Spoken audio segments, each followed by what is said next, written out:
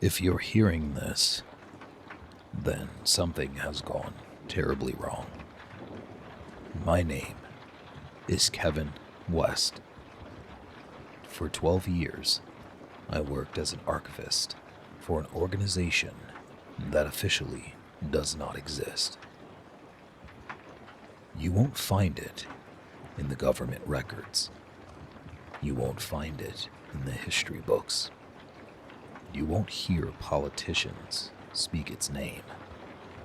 And if you ask the wrong people, you may disappear. The organization called itself the SCP Foundation.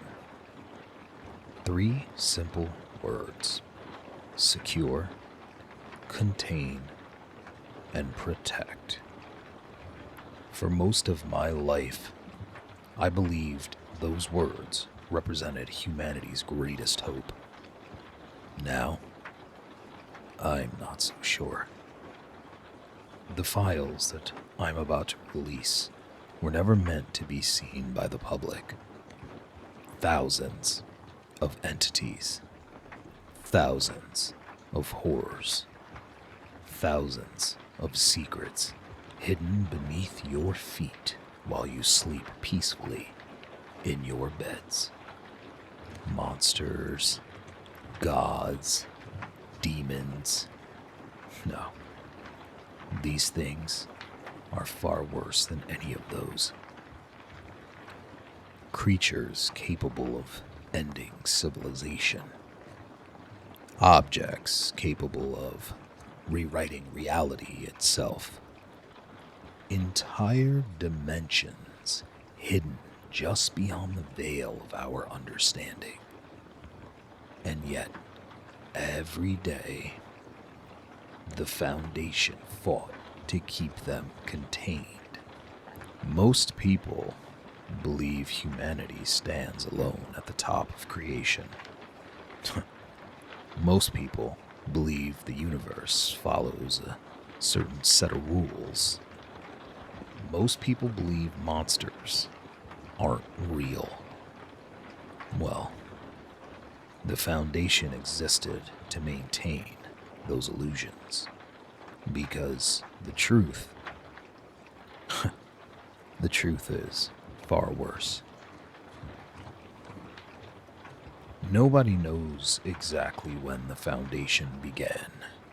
The official records have been altered so many times that the truth has become impossible to separate from fiction. Some files claim the organization began in the late 19th century.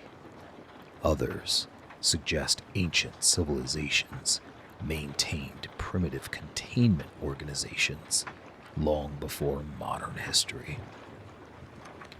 One recovered document mentions Roman soldiers transporting an immortal prisoner beneath the Alps. Another describes Egyptian priests sealing a living god beneath the desert sands. The oldest file I ever found was written on parchment. To this day, we've not been able to identify the language. But we do know that the document contained 3 words. And we were able to figure out that those 3 words roughly translated to secure, contain, and protect. To this day, the mission has never changed. Only the enemy. Imagine, just for a moment, that everything humanity fears is real. Every ghost, every urban legend, every nightmare, the monster hiding beneath the child's bed. Imagine that somewhere in the world there exists a statue that moves when no one is looking, a doctor who turns humans into monsters, a reptile that cannot die, a staircase that never ends, A mask that steals the body of the person who wears it. A man who can drag victims into another dimension. A machine capable of rebuilding civilization after the apocalypse. Now imagine someone has to keep those things from escaping. Someone has to stop them from reaching the public. Someone has to stand between humanity and extinction.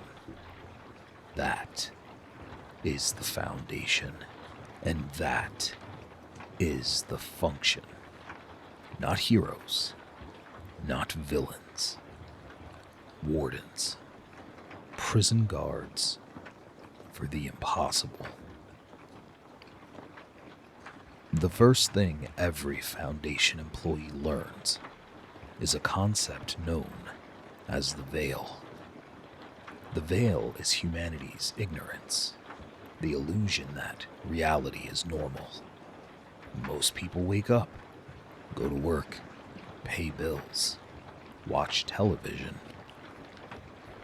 complain about traffic, and then fall asleep, never realizing that somewhere nearby, an immortal monster is screaming inside a concrete prison.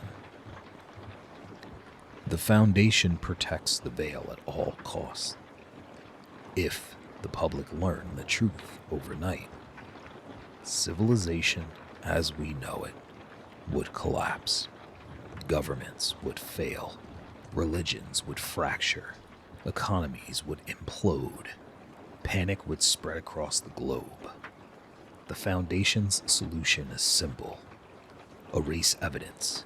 Contain witnesses. Hide the truth. Preserve normalcy, no matter the cost, especially if that cost is human. Let's talk about my recruitment. I was 23 years old when they found me.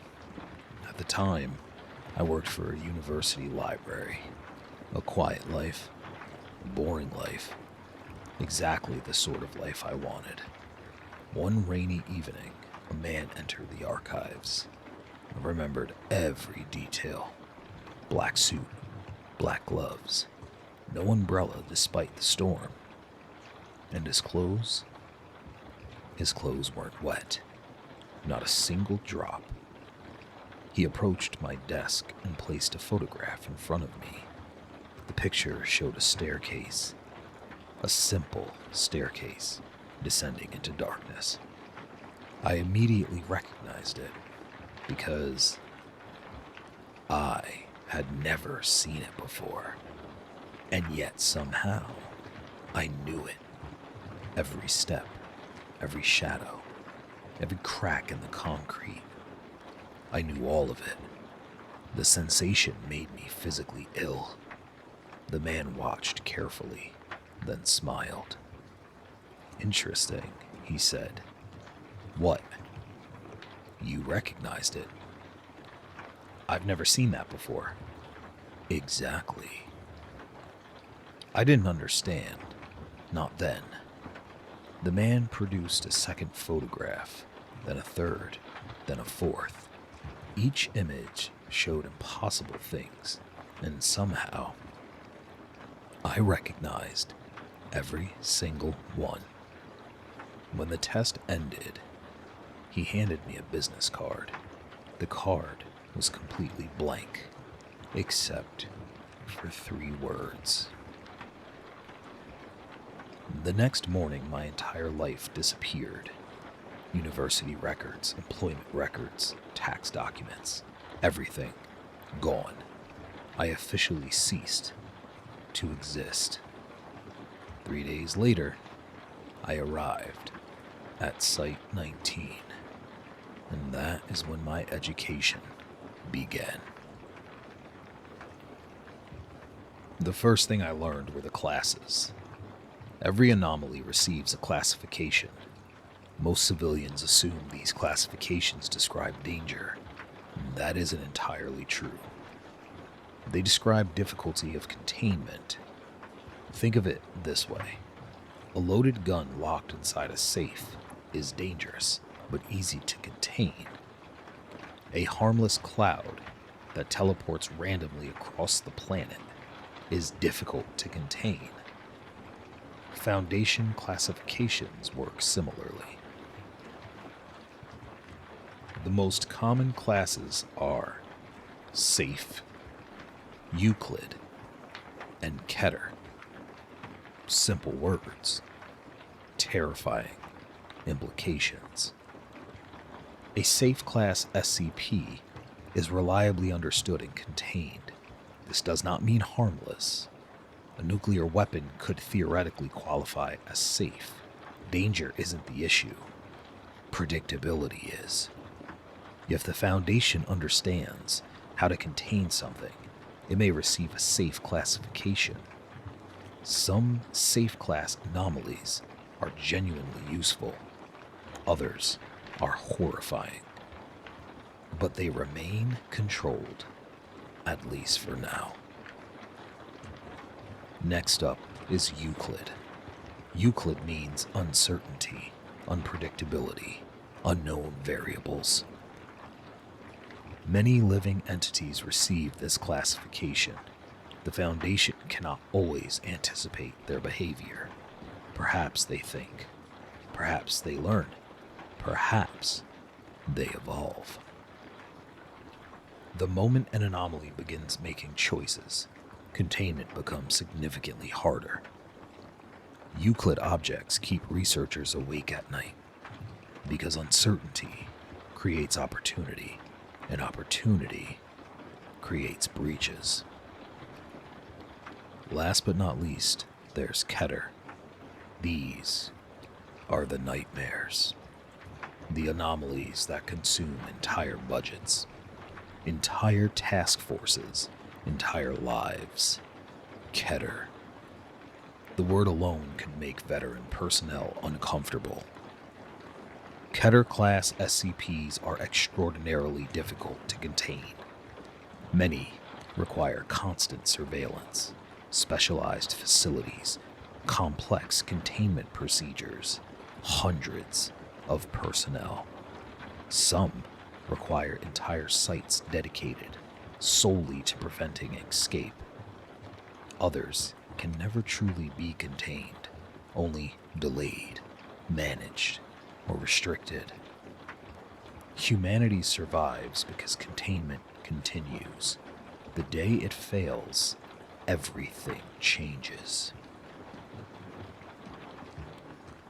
Every prison needs guards. The Foundation has thousands: researchers, doctors, engineers, security personnel, specialists, soldiers, and then there are D-Class. Officially, D-Class personnel are expendable. Unofficially, they are sacrifices. Human beings sent into impossible situations because someone has to go first. Someone has to test the anomalous object. Someone has to open the mysterious door. Someone has to walk into the dark tunnel. And someone has to discover what happens. Most don't come back. The Foundation records their deaths, files the paperwork, finds replacements, and continues the mission. I wish I could tell you that bothered everyone. Sometimes it did. Often, it didn't. After enough years, death becomes another statistic, another line in another report, another name forgotten. On my first day as an archivist, I was given access to a single document, a basic containment file. Nothing extraordinary. At least, that's what my supervisor claimed. I spent 6 hours reading. Then I vomited. Not because the file was graphic, not because it was violent, because it was real. For the first time in my life, I understood the monsters were real. Every single one of them. And there were thousands. The Foundation wasn't hiding fiction. It was hiding reality.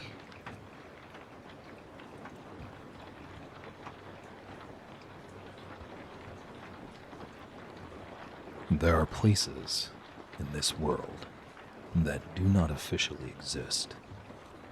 No satellite photographs, no public records, no maps, no roads leading to them.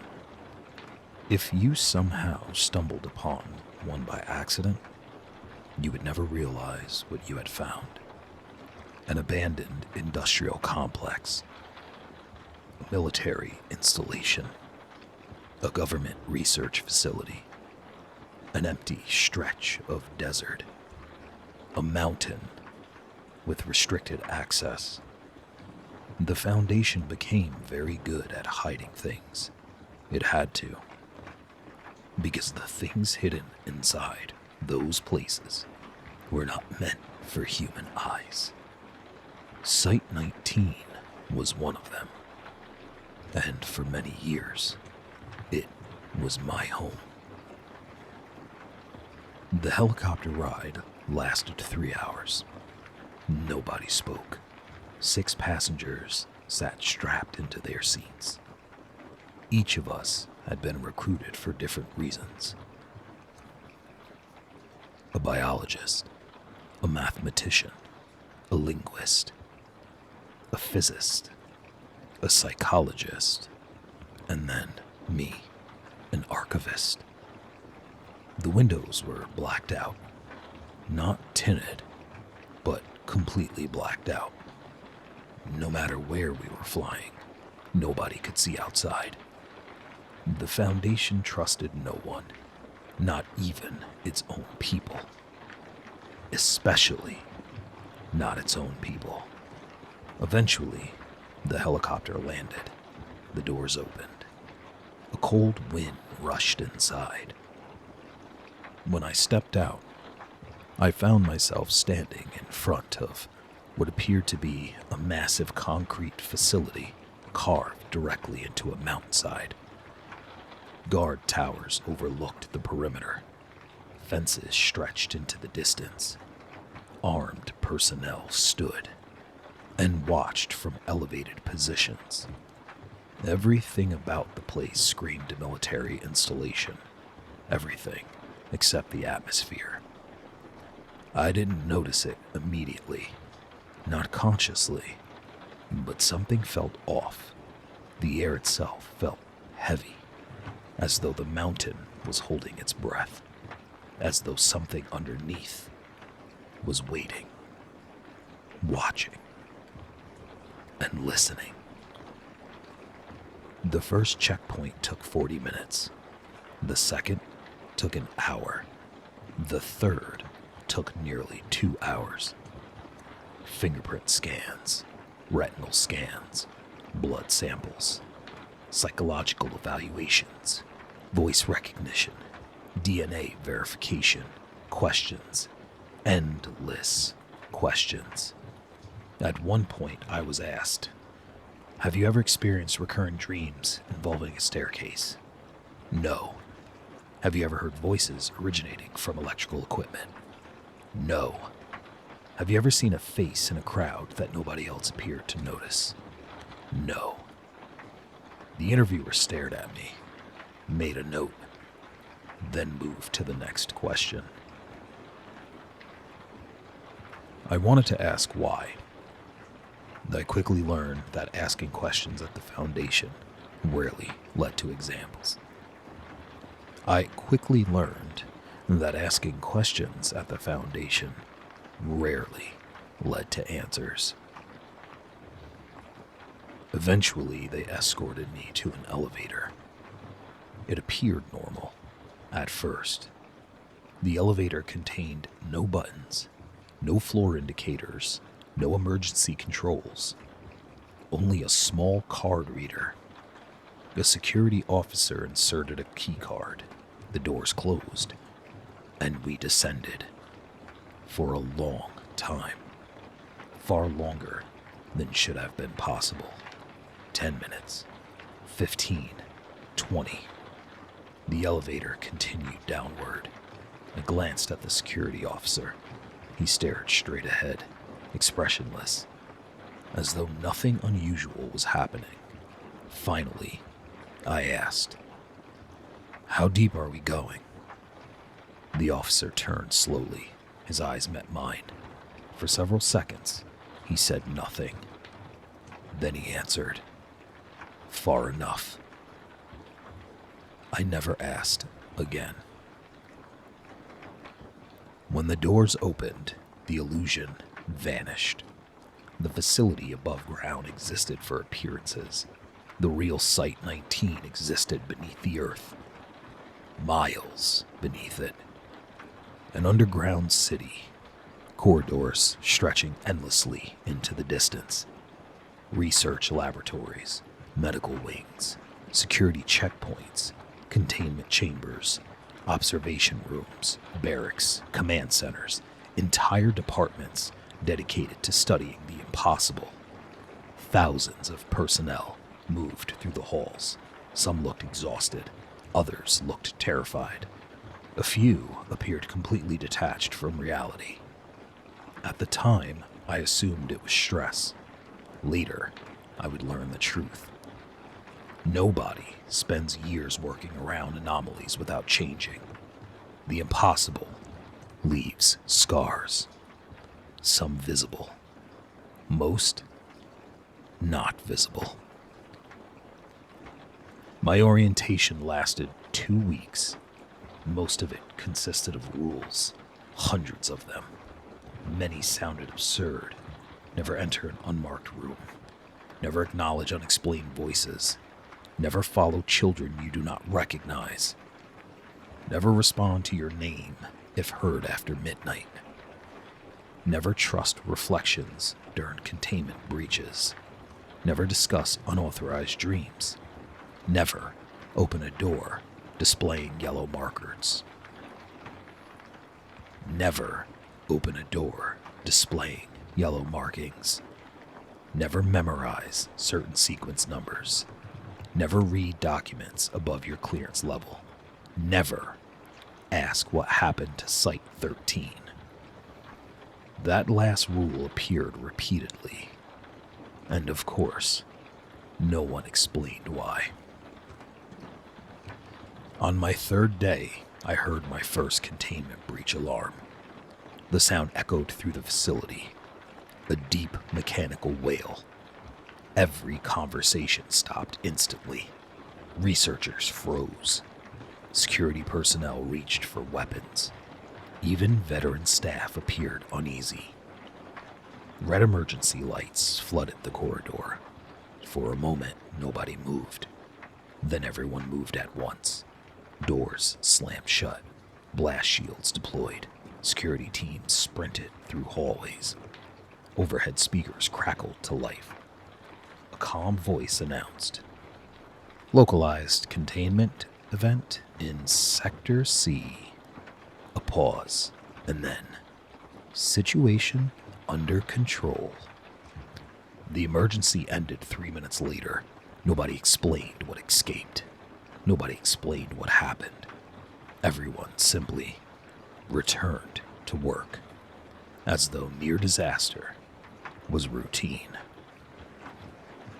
Because it was. The archives occupied an entire subterranean sector. Millions of documents, audio recordings, recovered journals, video footage, photographs, interview transcripts, autopsy reports, containment logs, incident reports.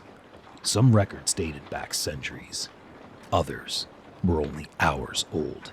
The Foundation documented everything, because information was often the only weapon humanity possessed. A gun might fail, a prison might fail, a wall might fail. Knowledge endured. Knowledge saved lives. Sometimes. 3 months after my arrival, I received a restricted assignment. A damaged archives box recovered from an abandoned Foundation site. Most of the files inside were destroyed, burned, water damaged, corrupted. Only a handful remained readable. One document immediately caught my attention. It contained a single sentence and nothing else. No classification, no author, no date, just 7 words. Containment was never the primary objective. I stared at the sentence for nearly an hour. Something about it disturbed me. Perhaps because it contradicted everything I believed.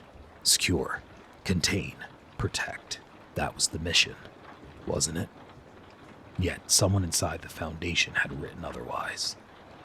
And someone else had attempted to destroy the evidence. I reported the document. My supervisor confiscated it immediately. The next day, the record vanished. Officially, it never existed. But I remembered, and that memory would haunt me for years.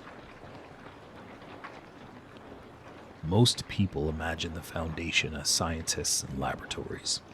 That image isn't entirely wrong. But scientists alone cannot capture monsters. For that, the Foundation maintains mobile task forces, elite units trained for impossible situations. Each task force specializes in unique threats. Some hunt reality-bending entities. Others recover anomalous objects. Some conduct deep reconnaissance into hostile dimensions. And a few perform missions so dangerous that entire files remain classified even from Foundation personnel. The first task force I encountered returned from an operation in Eastern Europe. 20 soldiers had deployed. 7 returned. One was missing both arms. Another refused to speak. A third laughed continuously for 3 days before suffering complete psychological collapse. Nobody told us what they encountered. The report was sealed. The survivors were transferred, and life continued. That was the Foundation way.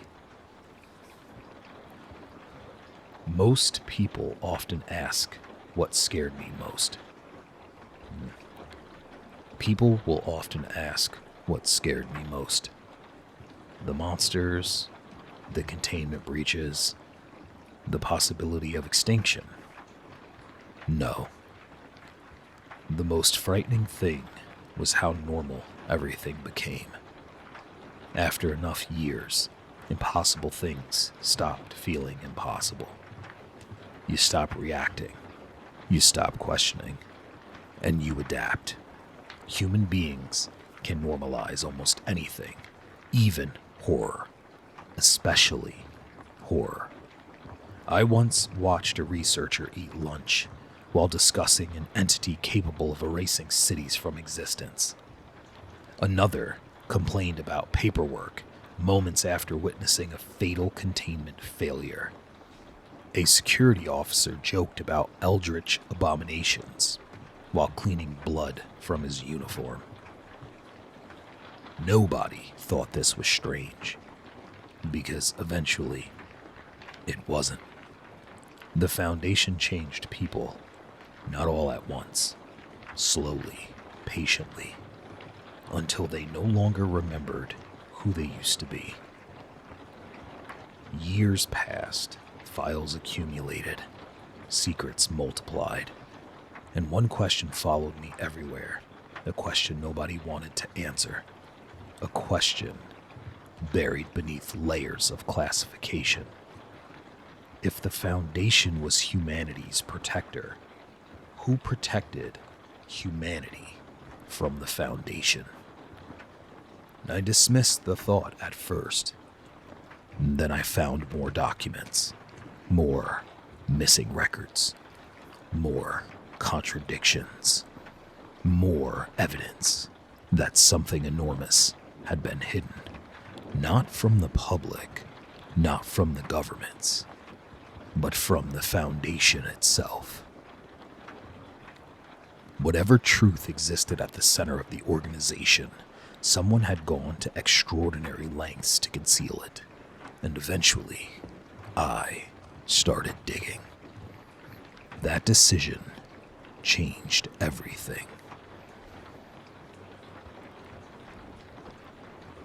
The first truly impossible thing I ever saw happened 6 years after my recruitment. Not in a containment chamber, not during a breach, not in some classified laboratory. It happened in the archives. I was alone, reviewing recovered incident reports. The clock read 2:14 a.m. The archive sector was silent.